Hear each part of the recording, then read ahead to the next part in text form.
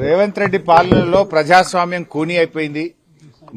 రేవంత్ రెడ్డి గారి మాటల్లోనే ప్రజాస్వామ్యం ఉంది. ఎన్నికల ముందు 6 గ్యారెంటీలు కాదు 7వ గ్యారెంటీ ప్రజాస్వామ్య హక్కు మీకు కల్పిస్తామని ఆ రోజు చెప్పారు. కానీ ఈ రాష్ట్రంలో పరిస్థితి ఏంటంటే ప్రతిపక్షాలు కనీసం ధర్నాలకు వెళ్లొద్దు, రైతుల్ని పరామర్శించొద్దు, ప్రతిపక్షాలు ప్రశ్నించొద్దు, ప్రశ్నిస్తే మీకు అరెస్టులు, మీ మీద ఎంక్వైరీలు, విజిలెన్స్ ఎంక్వైరీ వేస్తాం, సిఐడి ఎంక్వైరీ వేస్తాం, కమిషన్లు వేస్తాం అని ప్రతిపక్షాల మీద ఎదురుదాడికి ప్రభుత్వం పాల్పడతా ఉంది. అంటే ఈ ప్రభుత్వ పనితీరు ఎట్లా ఉందంటే మొన్న అసెంబ్లీలో కాంగ్రెస్ ప్రభుత్వం చేసిన స్కాములు బయట పెడితే అసెంబ్లీ నుంచి మమ్మల్ని సస్పెండ్ చేశారు. ఈ రోజు పరిగిలో మరి కన్నీరు మున్నీరుగా విలపిస్తున్న రైతుల్ని పరామర్శించడానికి మేము వెళ్తా ఉంటే ఈ రోజు మమ్మల్ని అరెస్ట్ చేసి శంషాబాద్ పోలీస్ స్టేషన్ లో పెట్టారు. అంటే ఈ రాష్ట్రంలో ఒక నిర్బంధ పాలన జరుగుతూ ఉంది. ఈ రాష్ట్రంలో రేవంత్ రెడ్డి పాలన ఎట్లా ఉందంటే గడీల పాలన, బేడీల పాలన, నిర్బంధాల పాలన, ఒక గుడ్డి పాలన నడుస్తా ఉంది, ఒక పోలీస్ రాజ్యం నడుస్తా ఉంది. ఇది ప్రజాస్వామ్యానికి అంత మంచిది కాదు. ఇవాళ మేము ఏమడుగుతా ఉన్నాం, మీరు ఏదైతే 2 పంటలు 3 పంటలు పండే భూముల్లో ఫ్యాక్టరీలు పెట్టాలని నోటిఫికేషన్ ఇచ్చారో దాన్ని రద్దు చేయండి. ఏదైనా పనికిరాని భూములు, సాగుకు పనికిరాని భూములు ఎన్నో ఉన్నాయి, అక్కడ పెట్టండి పరిశ్రమలు. ఇవాళ మీరు నోటిఫికేషన్ ఇచ్చిన భూముల్లో పాపం ఎస్సీ బీసీ రైతులు ఉన్నారు, పేద రైతులు ఉన్నారు, మంచిగా 2 పంటలు పండే భూములు ఉన్నాయి. గా భూములు ఎందుకు లాక్కుంటారనే మేము అడుగుతా ఉన్నాం. ఇవాళ మమ్మల్ని అరెస్ట్ చేయాల్సిన అవసరం ఏమొచ్చింది? మేము ప్రజాస్వామ్యబద్ధంగా ఆ ఊరికి వెళ్లి ఆ రైతుల్ని ఓదార్చి రైతులకు భరోసా కల్పించడానికి, ధైర్యం చెప్పడానికి వెళ్తా ఉంటే ఇవాళ మమ్మల్ని అరెస్ట్ చేసి గొంతు నొక్కే ప్రయత్నం చేస్తున్నారు. ఇది ఎంతసేపు ప్రజాస్వామ్యం అనిపించుకోదు.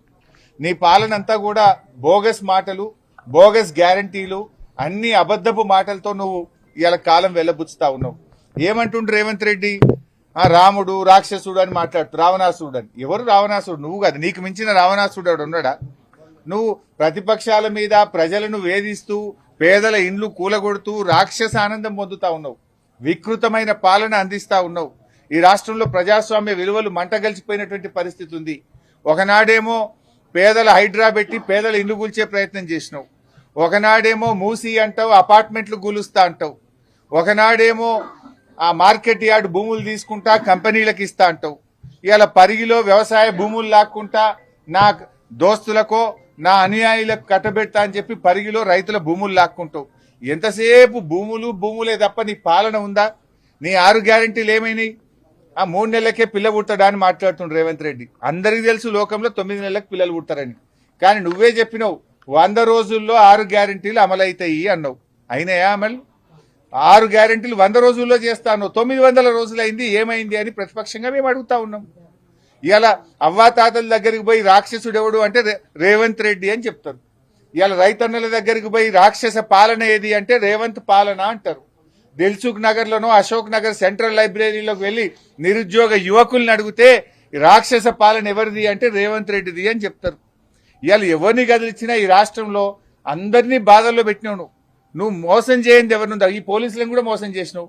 పోలీసులకు ఇచ్చే సరెండర్ లీవ్లు ఇవ్వలేదు, పోలీసులకు ఇచ్చే టీఏ బిల్లులు ఇవ్వలేదు, పోలీస్ స్టేషన్ కి ఇచ్చే స్టేషన్ అలవెన్స్ బంద్ అయిపోయింది, పోలీసుల బండ్లలో డీజిల్ కు కూడా పైసలు ఇస్తలేవు నువ్వు. కేసీఆర్ గారు ఉన్నప్పుడు బరాబర్ ప్రతి స్టేషన్ కు నెలకు 75,000 వచ్చినాయి, 3 నెలలకు సరెండర్ లీవ్ వచ్చింది, నెల టీఏ బిల్లులు వచ్చినాయి. నువ్వు పోలీసులను కూడా మోసం చేసినావు. నువ్వు మోసం రైతులకు మోసం, నిరుద్యోగులకు మోసం, విద్యార్థులకు మోసం, ఉద్యోగులకు మోసం, ఇవాళ మహిళలకు మోసం. నువ్వు మోసం చేయని సెక్షన్ ఏమన్నా ఉన్నదా? ఎంతసేపు పోలీసులను అడ్డం పెట్టుకుని నడుపుతున్నావు. ప్రజలకు అర్థమైంది నువ్వేదో మళ్ళా గెలుస్తా అని పగటికల్గా అంటున్నావు, ఏడవైనా చెప్తున్నావు. నువ్వు గెలుసుడు కాదు కదా, ప్రతిపక్ష హోదా కూడా రాదు. ఈ రాష్ట్రంలో అసెంబ్లీ ఎన్నికలు ఎప్పుడు జరిగినా కాంగ్రెస్ కు వచ్చేది సింగిల్ డిజిటే వస్తుంది బిడ్డ.